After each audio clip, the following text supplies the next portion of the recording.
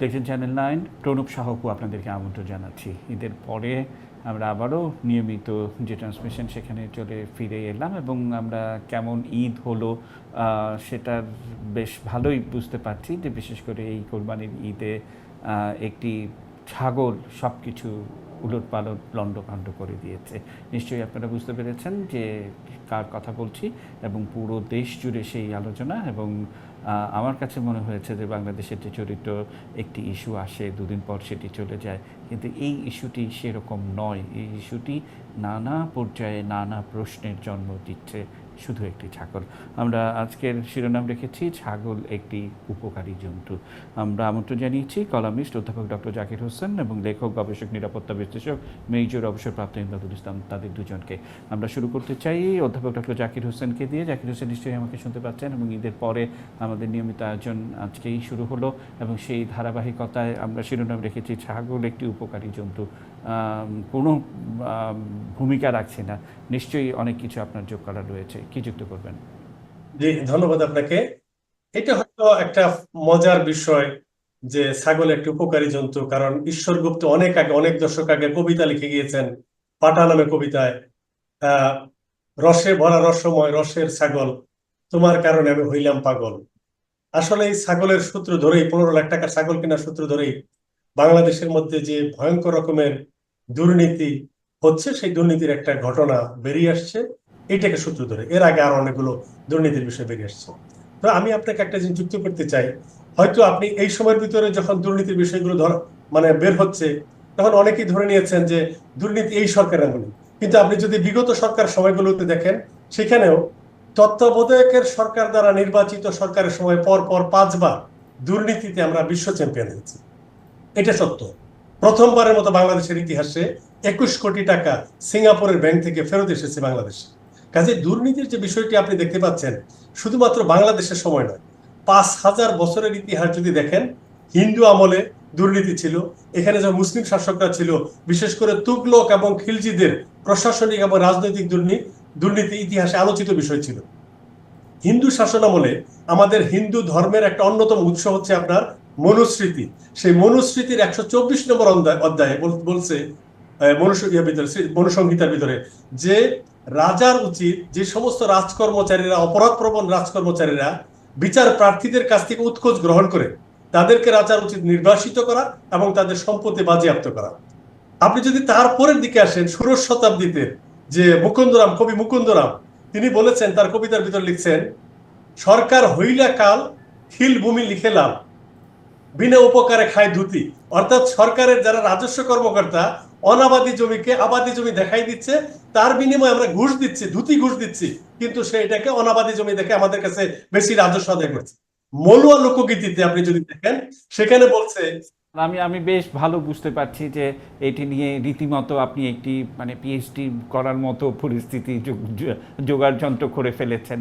কিন্তু এই যে 15 লক্ষ টাকার ছাগল এবং সেই ছাগলটি পক্ষান্তরে আমাদের এক ধরনের উপকারী করলো, যে নানা মাত্রিক যে সম্পদের খোঁজ পাওয়া গেল এবং তারপর থেকে এই ছাগল কাণ্ডে যারা সম্পৃক্ত তাদেরকে আর কোথাও খুঁজে পাওয়া যাচ্ছে না। এই যে একটি বিষয়, আবার এটি নিয়ে সামাজিক যোগাযোগ মাধ্যমে নানান ধরনের খবর যে সরকার নিশ্চয়ই তাদেরকে পালিয়ে যাওয়ার সুযোগ দিয়েছে, তারপর তাদের এই এত আলোচনা পরে এসছে, নানান ধরনের পক্ষে বিপক্ষে মত যাচ্ছে।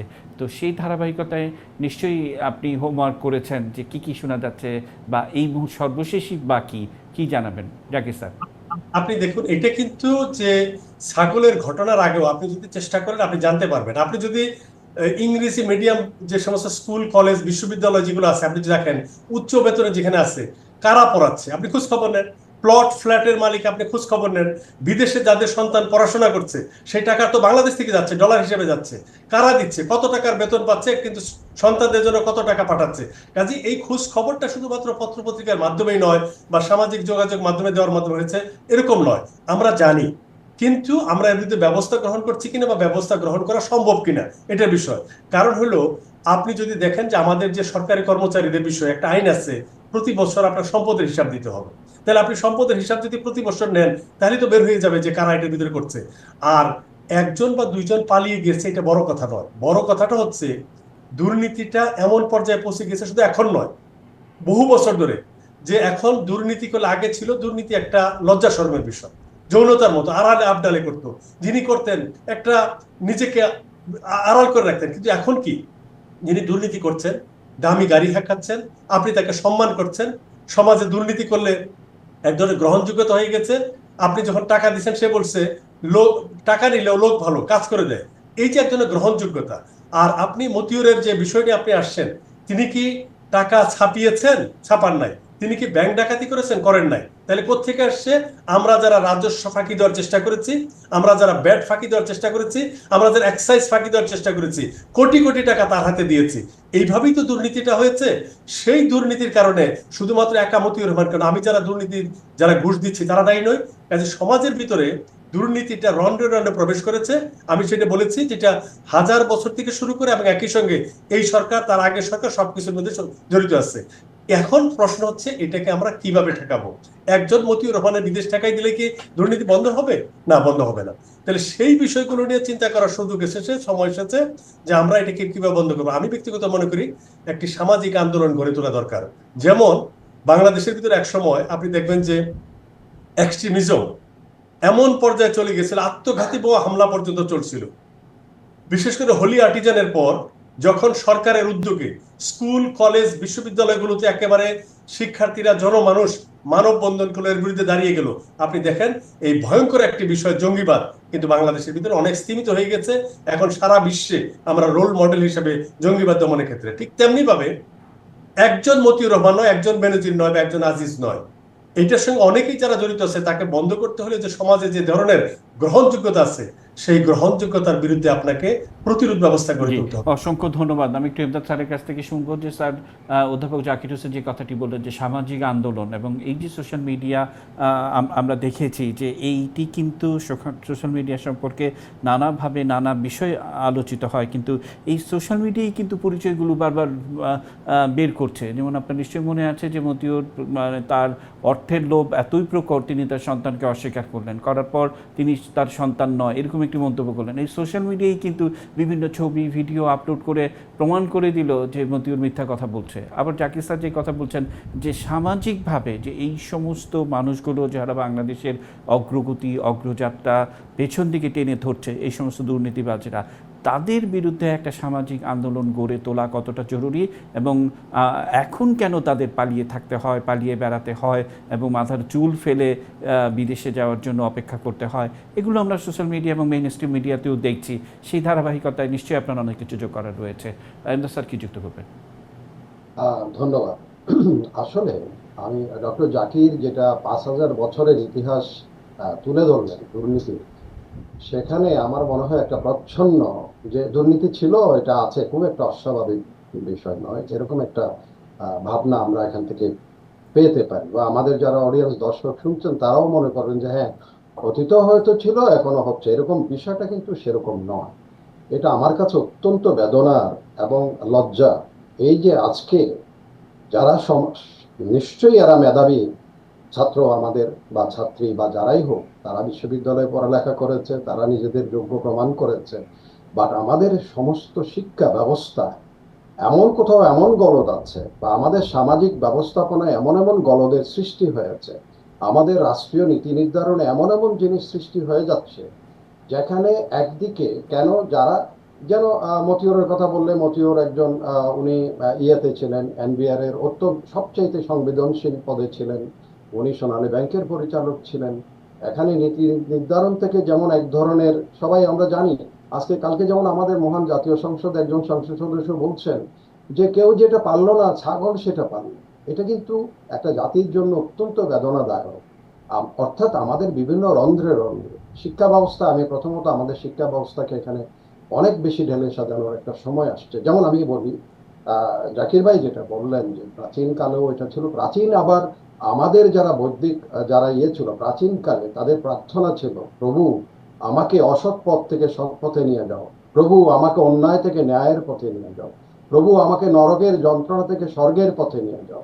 আবার আমাদের নবী ইসলাম যখন হিজরত করতে বললেন, যারা আবিসিনিয়াতে যারা গেল, যে সেখানে প্রথম প্রশ্ন করলেন সম্রাট তাদেরকে যে তোমাদের নবী তোমাদের কি শিক্ষা দেন?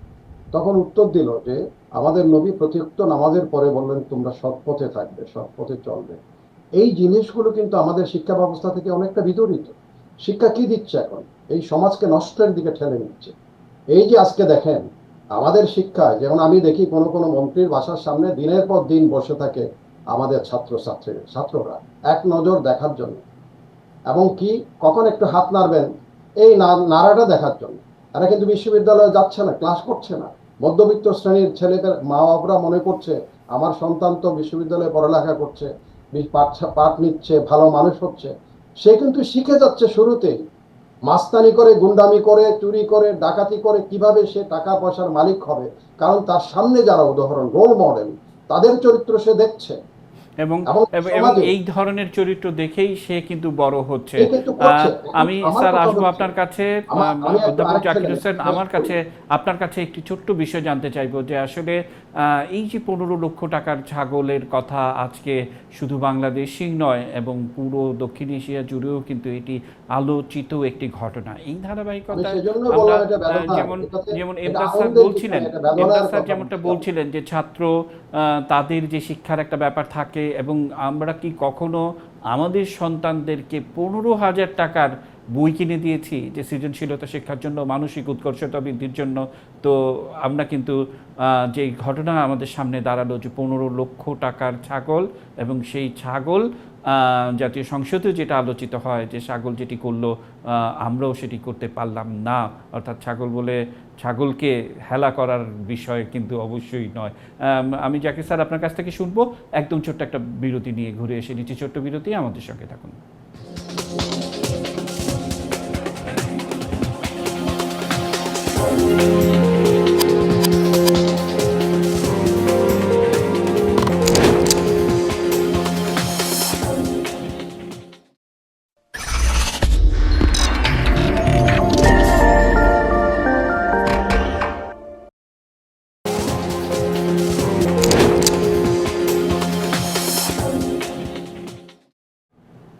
দেখছেন চ্যানেল 9, প্রণব সাহপু আবারও আপনাদের আমন্ত্রণ জানিয়েছি। আজকের বিষয়টা ছাগল একটি উপকারী প্রাণী। যাকে স্যার প্রশ্ন আগেই রাখা ছিল, কি যুক্ত করবেন? দেখুন, কখন কি হয়েছে আমরা সেটা বলছি ইতিহাসের প্রেক্ষাপটে, কিন্তু মানুষ প্রত্যাশা করে আওয়ামী লীগের কাছ থেকে ভিন্ন কিছু। বঙ্গবন্ধু বারবার দুর্নীতির বিরুদ্ধে অত্যন্ত কঠোর অবস্থান গ্রহণ করেছেন এবং এমন কথাও বলেছেন যে একটা আপনার বঙ্গবন্ধু তখন তো বঙ্গবন্ধু ছিল, পিজি ছিল, পিজিতে একটা ওয়ার্ডের রক্ত সংক্রান্ত বিষয়, রক্ত পরীক্ষণ সংক্রান্ত বিষয়ে একটা ওয়ার্ড উদ্বোধন করেছে। তিনি বলেছেন আমি তো মানুষ দেখি না, অর্থাৎ অনেক মানুষ বসা আছে, আমি তো মানুষ দেখি না। অর্থাৎ এমন একটা পর্যায়ে তিনিও ছিলেন, তিনিও দেখেছেন। সেইটা থেকে কঠোর অবস্থানে যাওয়ার জন্য তিনি পরিষ্কার বলেছেন আমি একটা আন্দোলন গড়ে তুলব। আপনি দেখবেন আমি গ্রামে গঞ্জে যাব, আমি যদি দেশকে স্বাধীন করতে পারি আমি দুর্নীতিবাজদের খতম করতে পারবো, এবং দুর্নীতিবাজদের খতম করা যায় 25% দুঃখ দুর্দশা মানুষের এমনিতে কমে যাবে। এখন সময় এসেছে কাউকে আর ছাড় দেওয়ানো, কারণ দুর্নীতিবাজ দলের শত্রু, রাষ্ট্রের শত্রু, জনগণের শত্রু। কাজেই সে যেই হোক না কেন তাকে কোনোভাবে ছাড় দেওয়ার সুযোগ নাই, তাকে ধরতে হবে, বিচারের সম্মুখে আনতে হবে। এবং আমি ব্যক্তিগত বিশ্বাস করি বঙ্গবন্ধু কন্যা অনেক মারাত্মক পরিস্থিতি থেকে এই রাষ্ট্রের, এই সমাজের উত্তরণে ভূমিকা রেখেছেন।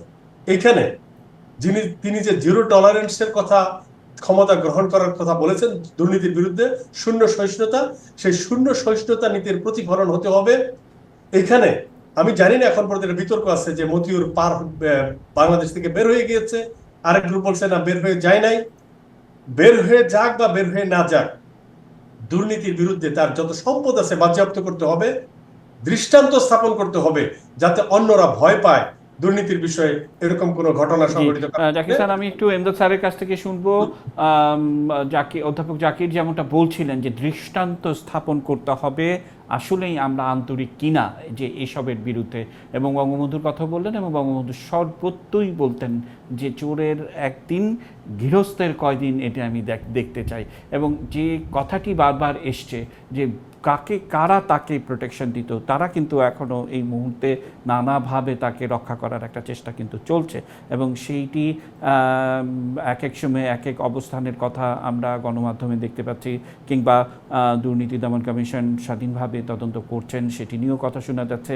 সব কিছুর ঊর্ধ্বে দৃষ্টান্তমূলক একটি শাস্তি হোক এই ধরনের ছাগলকাণ্ডে যারা জড়িত তাদের, এটা সবার একটা প্রত্যাশা। এন্দা স্যার কি যুক্ত করেন? ধন্যবাদ। আসলে জাকির ভাই অনেক সুন্দর করে বঙ্গবন্ধুর কথা বললেন। বঙ্গবন্ধু বলেছেন আমার চার্টার দল। আবার জননেত্রী শেখ হাসিনা এটাও বলেছেন, যদি আমি কাফনের কাপড়ও পাঠাই, আমার অনেক নেতা আছে যারা ওই কাফনের কাপড়ও কেটে কবজে রেখে দিবেন। কোনো মানুষের জন্য কাফনের কাপড়, এটার থেকে আর কোনো দুঃখের, আর কোনো কষ্টের, আর কোনো বেদনার বক্তব্য আছে বলে আমি জানি না। কথা হচ্ছে এটা একজন আমি এখানে এই ছাগল পাগল মতিউর এগুলির থেকেও বড় কথা হচ্ছে আমাদের সার্বিক এটা ম্যাক্রো লেভেলে এখন চিন্তা করার সময় আসছে। যেই সমাজ আমাদের এখন ঠুনকু সমাজে পরিণত হয়ে গেছে, যেখানে যার টাকা কোথার থেকে সমাজ তাকে দায়বদ্ধ করছে না, তুমি আয় কত, তুমি কত ব্যয় করছো, এই কথা আসছে না।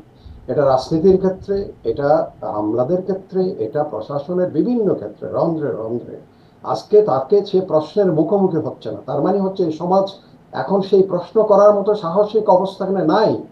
সমাজকে সেখানে আনতে হবে। শিক্ষা ব্যবস্থায় এমন কিছু নাই যেখানে তার বিবেক তাকে দংশন করবে যে আমি করছি কি। He is compromising with the whole system.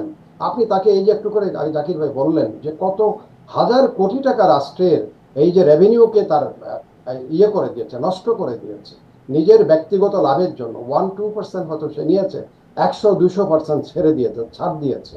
এই যে রাষ্ট্র ব্যবস্থায় আজকে আমাদের অর্থনীতির মতো যে চাপ সৃষ্টি হয়েছে রেভিনিউর ক্ষেত্রে, আজকে বাজেট আমরা স্কিপ করছি, এগুলি কিসের কারণে? এইসব প্রশ্ন সামনে আনতে হবে। এটার কারণ হচ্ছে সার্বিক ব্যবস্থাপনায় একজন মতিউর, দুজন মতিউর, এটা হচ্ছে ফোড়া একটা মাত্র সমাজের জন্য, একটা মাত্র আলামত, কিন্তু পুরা বিধ্বংসী অবস্থার মধ্যে এসে দাঁড়াচ্ছে দেশ। সেখানেই অ্যাড্রেস করতে হবে। সেটার মূল হচ্ছে শিক্ষা ব্যবস্থা।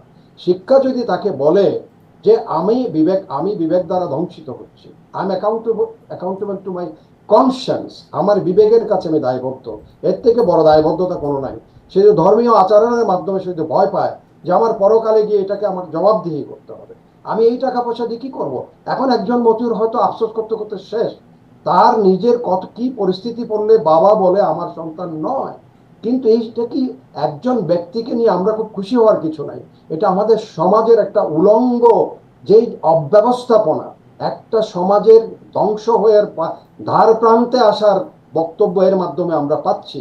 বাবা যেখানে সন্তানকে অস্বীকার করার মতো একটা পরিস্থিতিতে পড়ছে, কি পরিমাণ হলে বাবা বলতে পারে, আবার কি পরিমাণ হলে কত পরিমাণ টাকা একজন মানুষের প্রয়োজন, এই বিবেকবোধ তার মধ্যে নাই।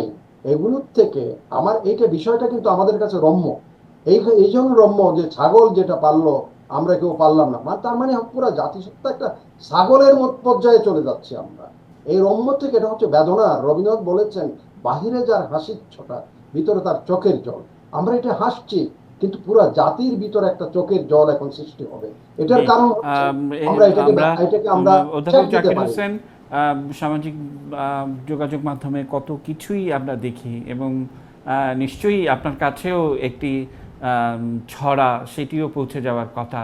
সেই ধারাবাহিকতায় এটি একটি বিশেষ বার্তা, অর্থাৎ যারা বুঝবেন তারা তো বুঝলেনই, এখনও সময় এবং সাবধানতা সব কিছু মিলেই কিন্তু আমাদের এগিয়ে যাওয়ার একটা সময়। সেই ধারাবাহিকতা কি যুক্ত করবেন অধ্যাপক ডক্টর জাকির?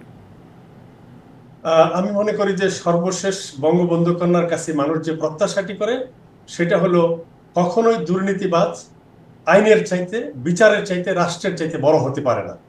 তার কাছে যত টাকাই থাকুক না কেন, যত টাকাই সে আত্মসাৎ করুক না কেন, রাষ্ট্রের প্রয়োজনে, জনগণের প্রয়োজনে, অর্থনীতির প্রয়োজনে বঙ্গবন্ধু কন্যা অবশ্যই ঘুরে দাঁড়াবেন এবং দেখাবেন যে বাংলাদেশ আওয়ামী লীগ একটি কল্যাণকামী দল, বাংলাদেশ আওয়ামী লীগ ভালোবাসার দল, জনগণের দল। জি, আমরা শেষ করব। এমদাদুল ইসলাম 30 সেকেন্ডের মধ্যে আপনি কি বলবেন সমাপনী বক্তব্যে? আমার বক্তব্য একটাই, সেটা হচ্ছে আমাদেরকে পুরা সিস্টেম, পুরা ব্যবস্থাপনার উপরে জবাবদিহিতার উপরে, এটার উপরে এখন বিশদভাবে চিন্তা ভাবনা করে নীতি কৌশল গ্রহণ করার সময় আসছে। সেখানে কোন দল সেটা বড় কথা নয়, দেশ সবার উপরে। দেশের জন্য যা যা করণীয়, জাতির জন্য যা যা করণীয়, সেটা এখন করার সময় আসছে। এগুলি কিন্তু আমরা তবে আঙ্গুল দিয়ে দেখানো হচ্ছে যে তোমার এই দেখো কি অবস্থা, কি নষ্টামি হচ্ছে তোমার সিস্টেমের মধ্যে। Nobody is accountable. আপনি যদি এখন আমরা বলতেছি কি, ওই ছাগল না কিনলে তো মতিউর রহমানের মতো থাকতো, ওই জমি যদি না কিনতো, একসাথে যদি 89টা দলিল না করতো তাহলে থাকতো, ও যদি বলছে এতগুলি ফ্ল্যাট না হলে, মালিক না হলে, তাহলে তো ওটা ঠিক ঠিক থাকতো।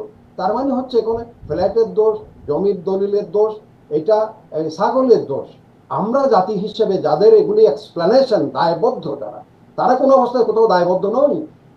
এটা হচ্ছে সবচেয়ে বেদনার, দুঃখের, লজ্জা। আজকে পৃথিবী যদি জানে যে একটা ছাগলের জন্য পুরো একটা জাতির এখন দুর্নীতির সমস্ত বিশাল আকারে আমাদের সামনে ভেঙে আসে পড়ছে, মাথার উপরে পড়ছে, আমরা মাথাও তুলে দাঁড়াতে পারছি না, লজ্জায় মুখ দেখাতে পারছি। এটার থেকে পরিত্রাণ জাতি পেতে চায়, এবং সেটার জন্য যা যা করণীয় এখন এই সময় করার। অসংখ্য ধন্যবাদ এবং কৃতজ্ঞতা অধ্যাপক ডক্টর জাকির হোসেন এবং মেজর অবসরপ্রাপ্ত ইমদাদুল ইসলাম, আপনাদের দুজনকে আবারও কৃতজ্ঞতা, শুভেচ্ছা, অভিনন্দন জানিয়ে আজকের আয়োজন শেষ করতে চাই। দর্শক, এই ছিল আমাদের আজকের আয়োজন। রবি থেকে বৃহস্পতি রাত 11টায় এই আয়োজন নিয়ে আমরা হাজির হই। আজ বিদায় নিচ্ছি। শুভরাত্রি।